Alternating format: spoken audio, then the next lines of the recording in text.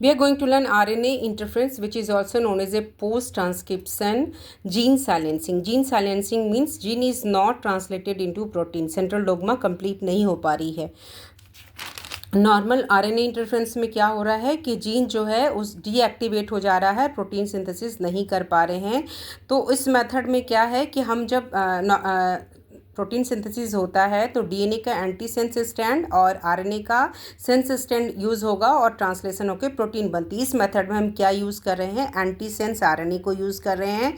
और anti sense RNA जुड़ता है मैसेंजर आरएनए से, ठीक है, मैसेंजर आरएनए मॉलिक्यूल से, जो कि अनील करेगा और फॉर्म करेगा डबल स्टैंडर्ड आरएनए मॉलिक्यूल को. और duplex RNA, double standard RNA कभी भी प्रोटीन सिंथेसिस नहीं करता है, सो ब्लॉक करेगा ट्रांसलेशन को. तो ये मेथड यूज़ होता है.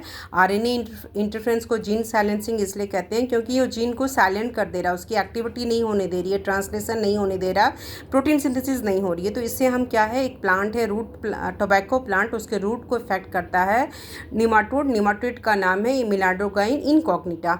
तो उससे बचाते हैं और जीन को, प्लांट को हम रेजिस्टेंट करते हैं उस निमाटोड से. तो ये आरएनए इंटरफेरेंस है. डबल स्टैंडर्ड आरएनए या स्मॉल हेयरपिन आरएनए जो कि एक्सोजिनस और एंडोजिनस इन ऑरिजिन होता है, उसको हम लेते हैं और या तो हम इसको इंजेक्ट करते हैं इंजेक्शन से.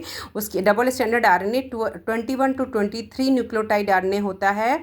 इसके बाद ये जाके जुड़ता है एक आरएनएज एंजाइम या डाइसर. डाइसर कट करेगा डबल स्टैंडर्ड आरएनए को या स्मॉल हेयरपिन आरएनए को, और उसके बाद ये कट कर देगा डबल स्टैंडर्ड आरएनए को और फॉर्म कर देगा small interference RNA, duplex form कर देगा. स्मॉल इंटरफेरेंस आरएनए फिर जा करके जुड़ता है रिस्क से. रिस्क क्या है, रिस्क एक आरएनए इंड्यूस साइलेंसिंग कॉम्प्लेक्स है. उससे जुड़ करके वो स्मॉल इंटरफेरेंस आरएनए, इसमें जो प्रोटीन मदद करेगा वो है एग्रोनाउट प्रोटीन. अब रिस्क कॉम्प्लेक्स फॉर्म करेगा, रिस्क क्या करेगा, एक्टिवेट होगा और ये फिर स्मॉल इंटरफेरेंस आरएनए में पे एक्ट करेगा एज ए गाइड, और वो फिर रिस्क कट कर देगा. किसको कट करेगा, मैसेंजर आरएनए ट्रांसक्रिप्ट को, और कट कर देगा मैसेंजर आरएनए ट्रांसक्रिप्ट को, और मैसेंजर आरएनए डिस्ट्रॉयड हो जाएगा.